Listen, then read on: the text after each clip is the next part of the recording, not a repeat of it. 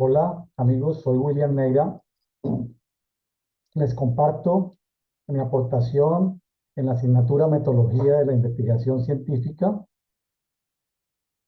Cuando tratamos de definir investigación científica, pues he tomado una referencia de un autor. eh, Al final les comparto la referencia bibliográfica. Dice que es un proceso sistemático de indagación y análisis empírico que tiene como objetivo generar conocimiento nuevo y verificable sobre fenómenos naturales o sociales. Quiero resaltar el tema de análisis empírico, que eso equivale a que los conocimientos son válidos siempre y cuando provengan de una experiencia y la propia realización del hecho y no de suposiciones o deducciones. Mi experiencia como terminando ingeniería civil, hice una tesis de grado que duró 2 años. Básicamente más, empezamos de nivel civil, pero terminamos como en ciencias de los materiales, porque era revisar el estado del arte en una temática que son adoquines y bloques de concreto. Existen tres tipos de pavimentos: los pavimentos rígidos, que son de concreto; los flexibles, que son de asfalto; y los articulados, que son de adoquines.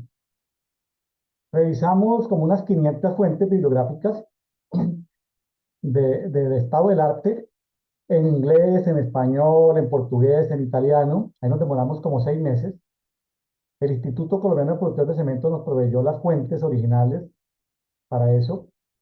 Revisamos diseños de mezclas de concreto convencionales, diseños de mezclas secas y de concreto compactado con rodillo, porque nuestro objetivo era hacer un diseño de mezclas secas. Hicimos pruebas físicas, químicas, mecánicas de los componentes, principalmente cemento y agregados pétreos. Ahí no utilizamos casi aditivos ni adiciones, y fabricamos unas 4.000 unidades del adoquín más común, el rectangular, de 10 centímetros de ancho por 20 de largo por 8 de espesor, en una máquina colombiana, de producción, digamos, intermedia, que se utiliza en las comunidades alejadas de las grandes urbes. Por ejemplo, hay zonas o municipios que están en un departamento y están a 12, 15 horas de la capital. ¿Por qué? Porque en zonas montañosas, es casi imposible de que hayan vías pavimentadas, son vías ni siquiera terciarias. Entonces, en esas cabeceras es importante por lo menos colocarles un tipo de pavimentos. Y no en toda parte se consiguen agregados. Existen muchas fuentes naturales que ellos no pueden triturar.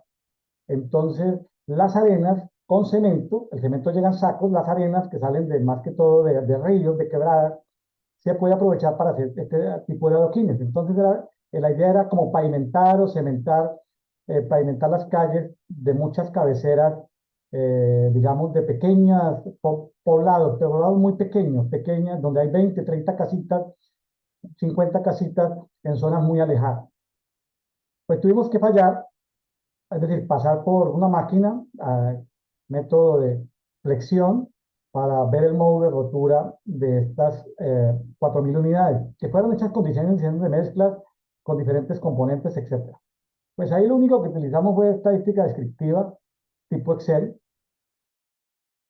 Hicimos unos manuales de tecnología apropiada para el Instituto Colombiano de Productores de Cemento, cartillas que se repartieron a nivel nacional, que fueron como cartillas de lo que llaman cartillas populares, para entregarle a los municipios un plan de gobierno donde se hicieron millones de piezas de adoquines, y se pavimentaron cientos de cabeceras veredales, le llaman allá.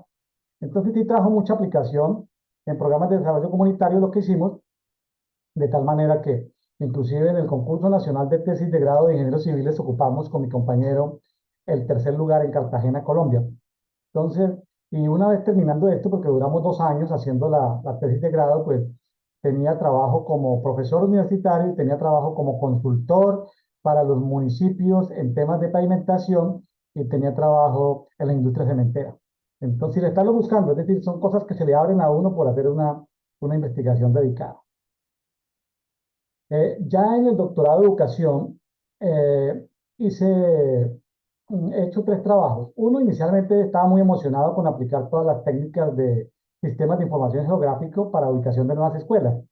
cómo optimizar los recursos, así como hacen, por ejemplo, vamos a poner el ejemplo de Walmart. Walmart no se coloca de la noche a la mañana porque hay un lote en venta, sino que se hace todo un estudio sociodemográfico de saber por N variables dónde queda el mejor lugar para ubicar o un Walmart o un Bodega Aurrerá o algún formato. Lo que pasa es que ellos tienden a comprimir a veces los formatos. Hay tiempos donde se expanden, tiempos donde se contraen, dependiendo de la competencia.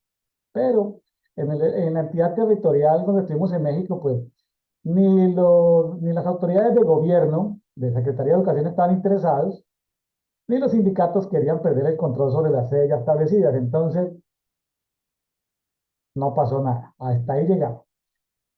Me metí entonces con una escuela, un colegio privado en Colombia, a hacer la implementación de metodología ABP, aprendizaje basado en proyectos, y tuve muy bien el primer semestre, hasta que en el segundo semestre eh, el colegio privado cambió de dueño. Entonces el colegio privado pues ya no estaba interesado en desarrollar otras metodologías. Entonces, sí, revisamos 100 fuentes importantes de metodología ABP, pero hicimos cuestionarios, hicimos mil cosas, pero hasta ahí llegamos porque necesitamos tener un grupo experimental y grupos control. Es decir, para poderlo luego contrastar, es decir, tener mediciones antes de la pretest, meterlos durante un periodo en esta metodología y luego evaluar al final y comparar, ¿no? Los grupos experimentales del grupo control. Entonces, pues, finalmente, en esta ardua travesía, entonces hice una revisión básica sobre el síndrome laboral de Burnout en docentes, porque pues ya basado en los contactos que tengo en otros países, creamos los formularios Google, o sea, creé los formularios Google, más o menos me lo contestaron 100 docentes de diferentes países, escuelas primarias, secundarias, terciarias, sobre todo primarias, tanto privadas como públicas, de diferentes naciones. Y bueno, es agradable ver cómo si uno sabe buscar, ¿no? Porque si uno hace preguntas muy obvias, pues no, pero se necesita cierto olfato para saber preguntar y saber esto qué encontrar.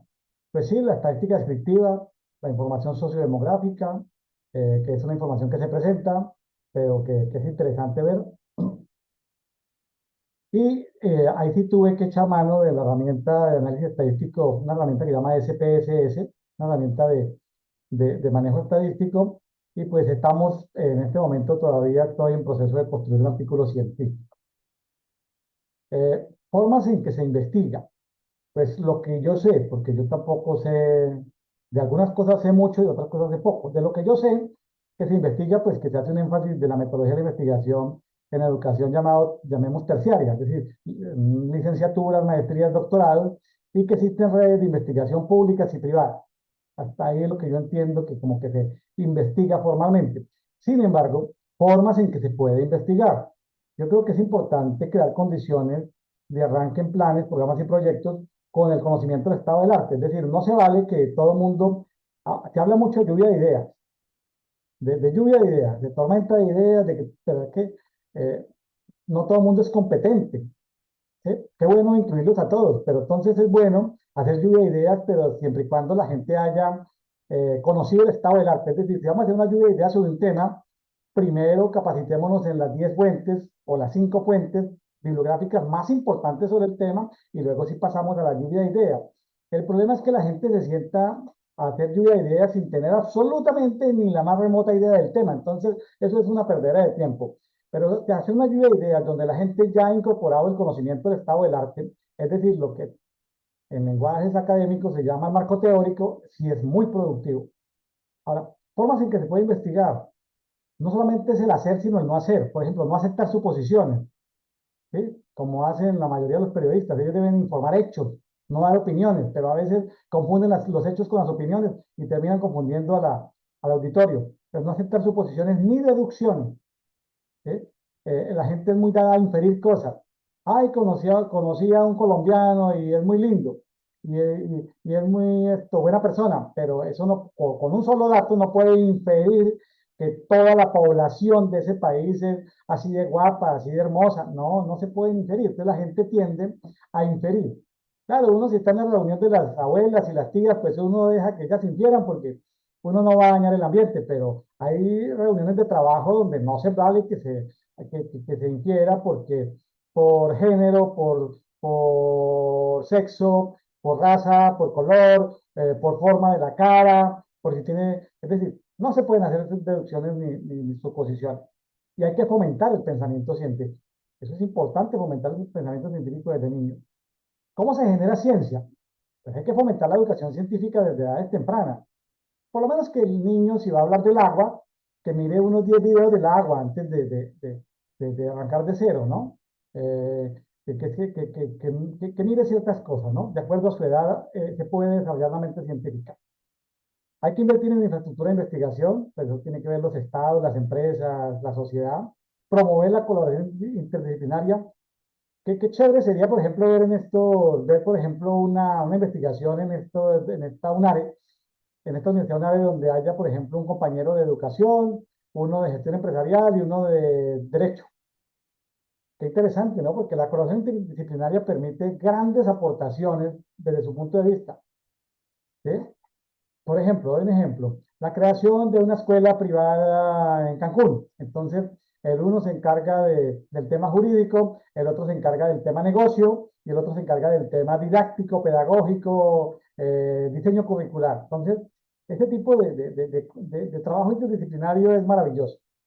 Hay que apoyar la financiación de los proyectos de investigación. Bueno, eso le queda fácil a los gobiernos. Los gobiernos con recursos limitados pues no lo hacen mucho, pero bueno. Hay que crear políticas públicas que incentiven la investigación, es decir, no se puede, si hay gente o empresas que pueden hacerlo, pues hay que deducirles impuestos para que hagan cierto tipo de investigación o permitan que universidades públicas puedan hacer dentro de sus contextos, dentro de sus instalaciones, dentro de sus laboratorios ciertas investigaciones. Pero yo creo que podemos generar ciencia exigiendo referencias bibliográficas, citaciones, es una cosa hablar y otra cosa es escribir. Escribir es importante, pero hay que escribir respetando los derechos de autor, citando, haciendo referencias. Y ahora, a nivel poblacional hay que incluir hábitos de lectura. La gente opina de todo, pero sin haber leído absolutamente nada. Escasamente saben leer y escribir. ¿Sí? La gente no tiene educación para toda la vida, entonces es un problema porque el que no lee vive en oscuridad toda su vida, el que no se entrena para toda la vida pues vive obsoleto, básicamente no puede, crea pobreza cultural global, porque no tiene que aportar, no hay una riqueza cultural para aportar.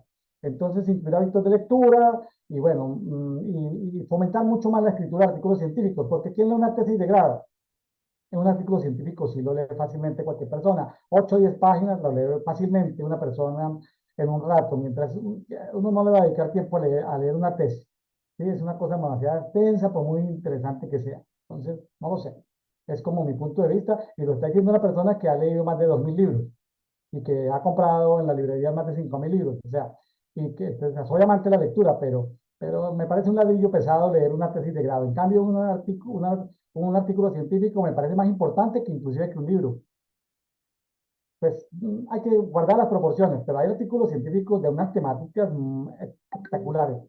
¿Y cuáles son las expectativas futuras personales? Estoy hablando de mí, no de lo que espero de la asignatura. Pues vamos a ver de la asignatura qué es lo mejor que podemos obtener. Y bueno, pero mi expectativa futura es aprender más estadística inferencial, aprender estadística avanzada.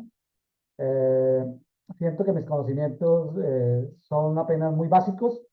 Quiero aprender de software estadísticos, aparte del SPSS, quiero aprender otros. Quiero aprender ciencias de datos. Quiero escribir artículos científicos porque pues, tengo mucho que aportar por muchas ramas y experiencias en las que he estado. Pero sí quiero en mis blogs hablar más con más propiedad científica. Es decir, cuando estoy hablando de una opinión, quiero que la gente sepa que es una opinión y que no voy a dar referencias, pero cuando voy a hablar de hechos, sí quiero estar muy bien sustentado con soporte científico. Bueno, amigos, pues gracias. Esto es todo lo que quería compartir. Bueno, nos vemos en la próxima.